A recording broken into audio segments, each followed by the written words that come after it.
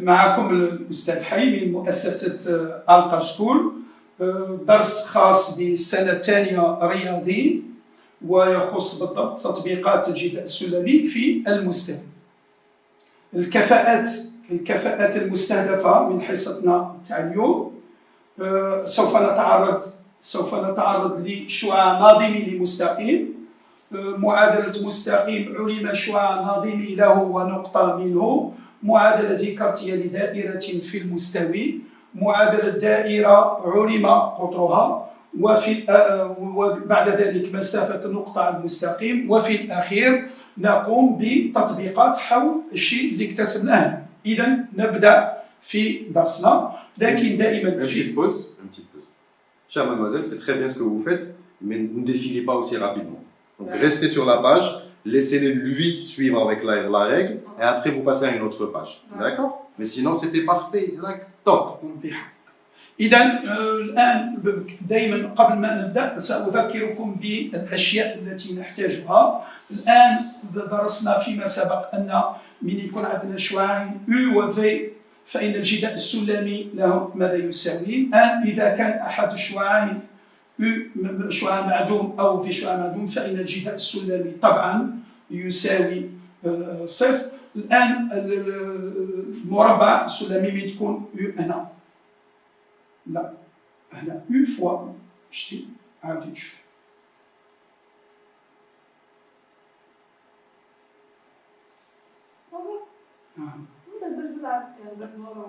إذا المربع السلمي هنا U فوا U يساوي الطاولة أو كاري. كذلك كاين هناك تعريف آخر لما تكون عندي 3 نقاط A B C متميزة من المستوي. السي بريم المسقط العمودي للسي على المستقيم A B. الجداء السلمي ل A B فوا A C هو نفسه A B في A C بريم. وطبعا البرهان قلنا بسيط فقط، A B فوا A C نكتب A B في بدل A C نكتب A C بريم فوا زائد C بريم C، وبالتبسيط سنجد أن A B فوا A C هو A B في A C بريم. كذلك تطرقنا للعبارة التحليلية للجداء السلمي. كي يكون عندنا مركبات شعاع U و V، U فوا V هو X فتحة زائد Y فتحة. قلنا إذا كان U و V متعامدان فإن طبعا الجداء السلمي سوف يساوي صفر. طاولة الشعاع لا مانع باش نذكركم بها. لا الكتابة U فوا V تساوي وتساوي كذلك X فتحة زائد Y فتحة. من هاتين الكتابتين سوف نجد أن كوس U V الزاوية المحصورة بين كوس تاع الزاوية المحصورة بين U و V تساوي إلى X فتحة زائد Y فتحة على طاولة الشعاع الأول في طاولة الشعاع الثاني، أي جذر X كاري بلس Y كاري في جذر X فتحة أو كاري زائد Y فتحة أو كاري. الآن تطبيقات الجداء الدرس تاع اليوم. أن شعاع غير معدوم، لاحظوا معايا ركز على كلمة أن شعاع غير معدوم. القول أن أن شعاع ناظمي للمستقيم دلتا معناه أن أن عمودي على شعاع توجيه دلتا. لاحظوا معي في الرسم، أنا قمت لكم برسم حتى تضع الرؤية.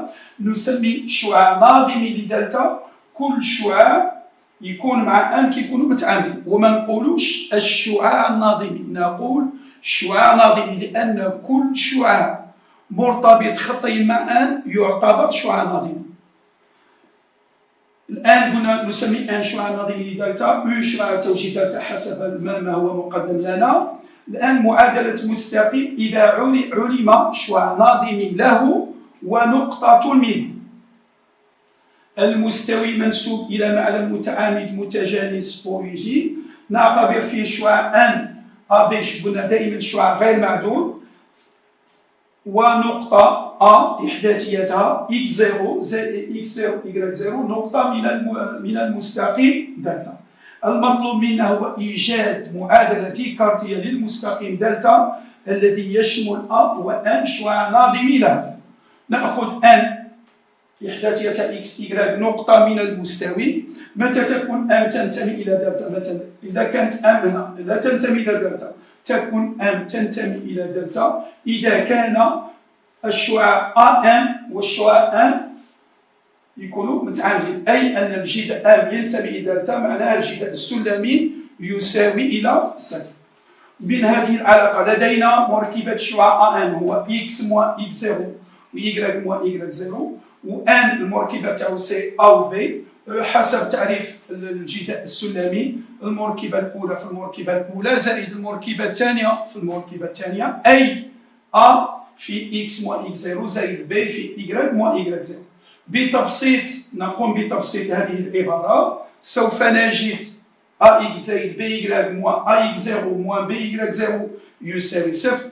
الآن لتبسيط هذه العبارة سأضع C يساوي ناقص AX0 moins BY0، وسوف نجد أن لدلتا معادلة من الشكل AX plus BY plus C يساوي صفر. إذا في معنى متعامد ومتجانس يكون لمستقيم حيث الشعاع غير معدوم M شعاع ناظم له معادلة له من الشكل حيث C طبعا عدد حقيقي. الآن أريد أن أقوم بحوصلة. إذا كان لديك دلتا مستقيم من هذا الشكل له معادلة من هذا الشكل حيث دائما AB الثنائية تكون غير معدوم. الآن N شعاع ناظمي لدلتا هو AB، بينما شعاع التوجيه هو موان بي اش شفناها في السنوات السابقة، أي خاصة في السنة الأولى ثانيا.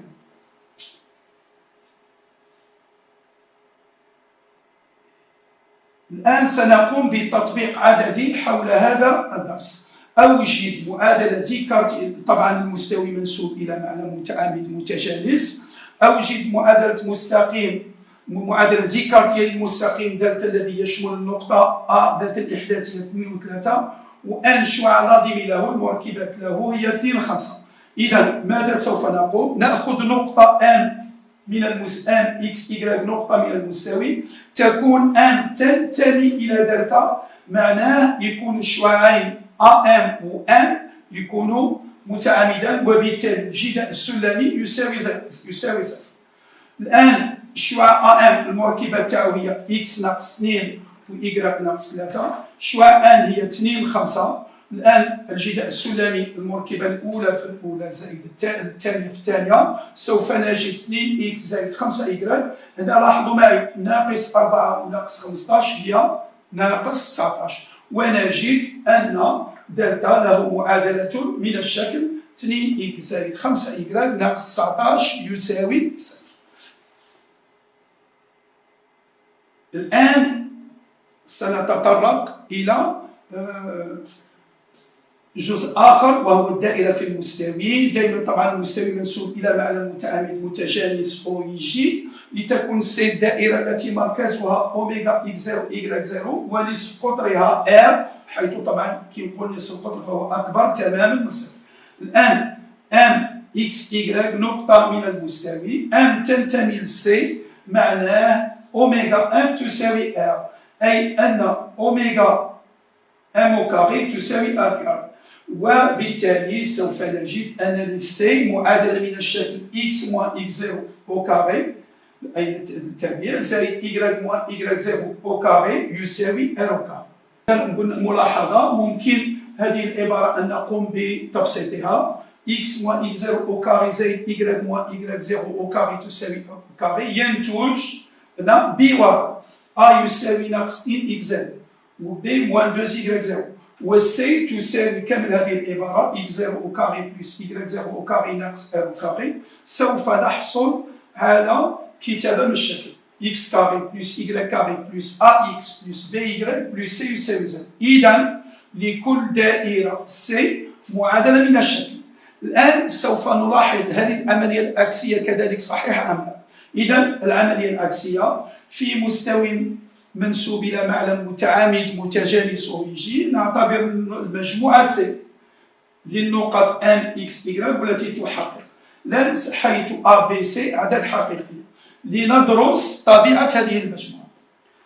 لدينا X carré plus Y carré plus AX plus BY plus C تساوي 0، ومنه سأكتب X carré زائد AX زائد Y carré plus Y plus C تساوي 0.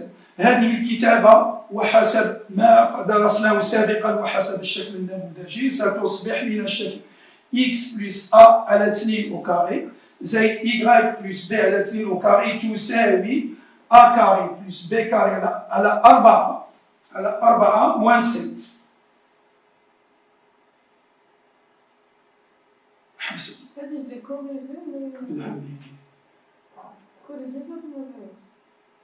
إذا ستصبح a carré plus b carré على 4 moins c بوضع l يساوي a carré plus b carré على 4 moins c. نلاحظ هناك احتمالات. الآن لو تكون سنسمي هذا العدد l يساوي a carré plus b carré على 4 moins c. نلاحظ أن إذا كان l سالب هذه العبارة موجبة زائد موجبة تساوي عدد سالب لا يمكن وبالتالي أقول مجموعة ماذا؟ خالية. لما l يساوي صفر فإن لما l يساوي صفر فإن x زائد a على 2 au carré زائد y plus b على 2 au carré تساوي صفر. نعرف باللي كي يكون عندنا مثلا a carré plus b carré تساوي صفر معناته a يساوي صفر و b يساوي صفر. إذا هذه العبارة للتربيع زائد هذه يساوي صفر معناتها الأولى تساوي صفر والثانية تساوي صفر. x plus a على 2 تساوي صفر معناته x يساوي ماذا؟ ناقص a على 2 و y plus b على 2 تساوي صفر معناها ماذا؟ y يساوي ناقص b على 2. إذا سوف نجد أن في هذه الحالة لما l يساوي صفر مجموعة النقط هي عبارة عن نقطة. لما l أكبر من صفر مجموعة النقط الأكبر من صفر سوف يكون هذا المقدار الموجب وبالتالي ستكون هي مجموعة النقط هي الدائرة التي مركزها حسب التعريف الذي لاحظنا سابقا مركزها ناقص a على 2 وناقص b على 2 ونصف قطرها r يساوي جذر m أو نكتب جذر a كاري بلس b كاري على 4 moins c. طبعا دائما عندما نقوم بدرس نقوم بالقيام بتطبيق عددي. إذا الدراسة الآن ستتم في مستوى المنسوب إلى معلم متعامد متجانس ويجي لتكون سي مجموعة النقط ام ذات الإحداثية اكس إيغريك والتي تحقق الشيء اللي أمامكم اكس كاري بلس إيغريك كاري موان 2 اكس بلس 6 إيغريك يساوي صفر. المطلوب دراسة طبيعة هذه المجموعة. الآن لدينا x كاري زائد y كاري ناقص 2 x زائد 6 y يساوي صفر. نكتب x كاري ناقص 2 x لوحدها 2 y كاري زائد 6 y يساوي صفر.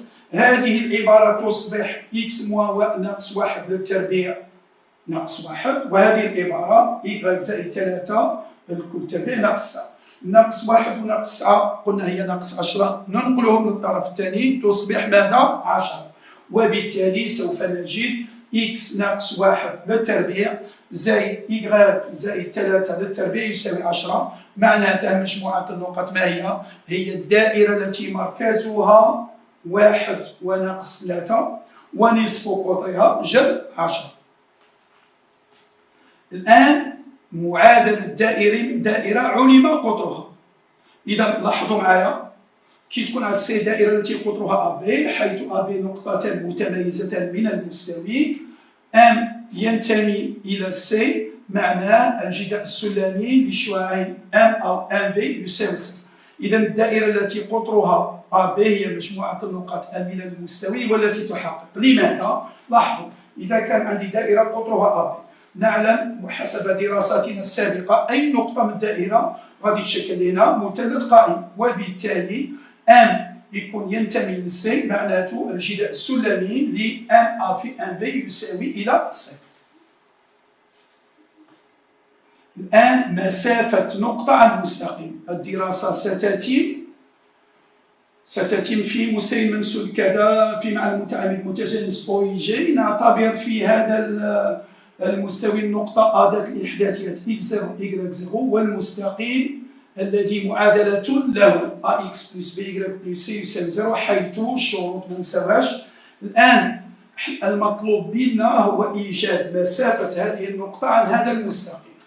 قلنا لتكون h ماذا؟ المسقط العمودي ل A على المستقيم دلتا n الشعاع ناظمي للمستقيم دلتا. n ما هي المركبات للشعاع n؟ هنا حسب ما سبق n مركبة تاعو هي A B. الآن الشعاع AH، المركبة تاع الشعاع AH قلنا هي AH X H moins X0 YH moins Y0. الآن في البداية ان في AH هي طاولة لو ما كانش قيمة مطلقة سنكتب طاولة الأول في طاولة الثاني في الكوس الزاوية بينهما. لكن لاحظوا معي الشعاعان AH و ان كراموديل مرتبطان خطيا، وكي يكونوا مرتبطان خطيا معناته ماذا؟ إما يكونوا نفس الاتجاه وبالتالي الزاوية تكون صفر والكوس تاعها ماذا يساوي 1. وإذا كانوا باتجاهين متعاكسين الزاوية تكون بي وبالتالي الكوس ناقص 1. الآن احنا كي قمنا بالقيمة مطلقة لنتخلص من كلمة كوس الزاوية بيناتهم، وبالتالي القيمة مطلقة تاع جيب تمام الزاوية بينهما تساوي 1. إذا هذه الكتابة تساوي طاولة الأول في طاولة الثاني. طاولة الشعاع AH هي AH، بينما أن كتبناها بلا هي جذر A كاري بلس BK.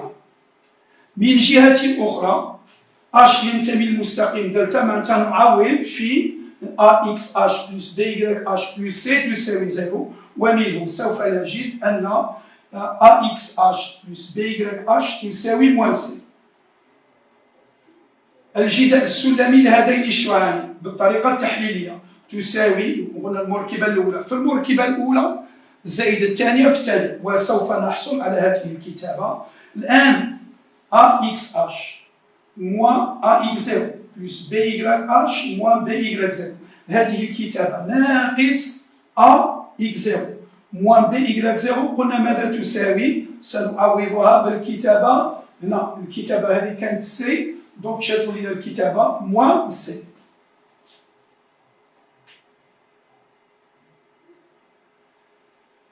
الكتابة عفوا نعوض الكتابة AXH plus BYH تساوي إلى موان سي، وبالتالي سنحصل على موان AX0 موان BY0، وهذه الكتابة عوضناها بموان سي، وسوف نجد في الأخير القيمة المطلقة ل AX0 plus BY0 plus سي.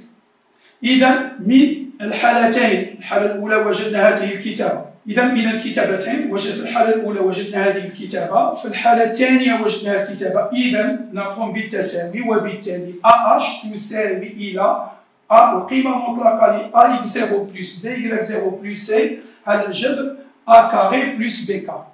إذا الخلاصة تاعنا في النتيجة النهائية، إذا كان لدينا مستقيم له معادلة من الشكل AX plus BY plus C يساوي 0 حيث أو بغير معدومتين معا، فإن المسافة الرمز تاع المسافة كذلك إما نكتب كما كتبنا سابقا AH أو نكتب لا ديستانس تاع المسافة بين A و دلتا هي القيمة المطلقة ل AX0 plus BY0 plus C على جذر A كاري plus B كاري، حيث X0 Y0 هي ماذا؟ هي إحداثية النقطة A.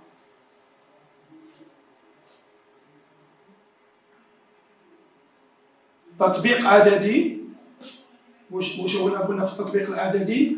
هنا لدينا مستقيم دلتا معادلته له 2x ناقص y زائد 3 يساوي 0، واخذنا النقطة إحداثيتها ناقص 2 1. المطلوب منا إيجاد مسافة هذه النقطة عن المستقيم دلتا. إذا لا ديستونس تاع المسافة تاع عن المستقيم دلتا هي القيمة المطلقة، نقوم بالتعويض سنجد ناقص 4 ناقص 1 زائد 3 على جذر قلنا المستقيم قلنا ما هو المستقيم 2 x زائد y راهي 2 و b 1، إذا تولي لنا جذر a كاري هو 4 بلس b كاري هو 1 تولي جذر 5. سنجد ناقص 2 لكن كاين قيمة مطلقة تصبح 2 على جذر 5، ما يستحسن نتخلصوا من الجذر في المقام تولي 2 جذر 5 على 5. في الأخير التمرين يلخص لنا كامل الدرس تاعنا في مساوي منسوب إلى معنى متعامد متجانس OEG. نعتبر المجموعة C1 للنقاط M من المستوي والتي تحقق حيث M وسيط حقيقي. أولا ناقش حسب قيم M طبيعة هذه المجموعة. ثانيا أنشئ C1. ثالثا أوجد معادلة لكل مماثل C1 والموازي للمستقيم دلتا الذي معادلة له x ناقص y بلس 1 يساوي صفر. الآن أولا نكتب العبارة تاعنا. يمكن كتابة النحو التالي. نلاحظ أن حسب الجداءات الشهيرة ستصبح x ناقص 1 الكل تربيع، وهذه العبارة تصبح y ناقص 1 الكل تربيع تساوي m زائد 1.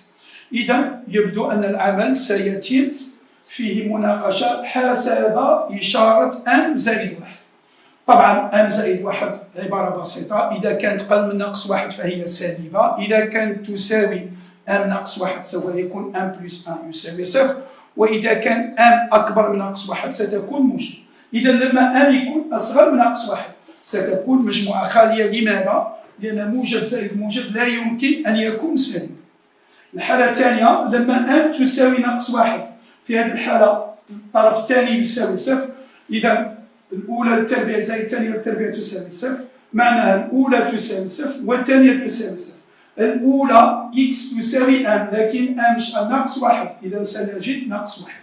والثانية y ناقص 1 يساوي صفر، معناتها y يساوي 1. إذا في هذه الحالة لما m تساوي ناقص 1 سوف نجد مجموعة النقاط هي ماذا؟ نقطة. لما m يكون أكبر من ناقص 1 في هذه الحالة تكون هذه العبارة موجبة، وبالتالي المجموعة تكون هي الدائرة التي مركزها أوميغا m 1 ذات الإحداثيات m 1 ونصف قطرها جذر m بلس 1. إذا تلاحظوا لقينا 3 حالات لما يكون كل شيء مبني على الطرف الثاني، إذا كان موجب، إذا كان سالب، وإذا كان معدوم. الحالة الثانية أخذنا حالة خاصة قلنا سي ان معناتها لما m يساوي 1. في هذه الحالة نعوض في هذه الكتابة m 1 تصبح x ناقص 1 للتربيع زائد y ناقص 1 للتربيع تساوي إلى 2، وبالتالي سي ان هي الدائرة التي مركزها أوميغا A1 ونصف قطرها جذر 2. ثالثا أعطى لنا مستقيم دلتا معادلة له من الشكل x ناقص y بلس 1 يساوي 0. قال t يوازي دلتا. متى يتوازى دلتا المستقيمان؟ إذا دلتا لدينا معادلة له أمامكم، t مستقيم يوازي دلتا، معناتها t سوف يكون من الشكل x moins y زائد ألفا، حيث ألفا عدد حقيقي. t مماثل لسي ان معناه المسافة تاع أوميغا 1 على t تساوي إلى r، وبالتالي عندما نعوض في المستقيم t هو أمامكم أوميغا 1 قلنا 1 ناقص 1 تمشي، تبقى لنا فقط ألفا على جذر 2 تساوي جذر 2، وبالتالي القيمة المطلقة لألفا تساوي 2، ومنه ألفا يساوي 2 أو ألفا يساوي ناقص 2. لما ألفا يساوي إلى 2 سنجد المعادلة للمماس الأول، ولما ألفا تساوي ناقص 2 سنجد المماس معادلة المماس الثاني. إذا إليكم الرسم الآن يوضح النتائج. هاي الدائرة تاعنا التي مركزها A1 1 ونصف قطرها جذر 2، المماس الأول والمماس الثاني. وبهذا أقول قولي وأستغفر الله لي ولكم، وإلى اللقاء في الحصة القادمة، وشكرا.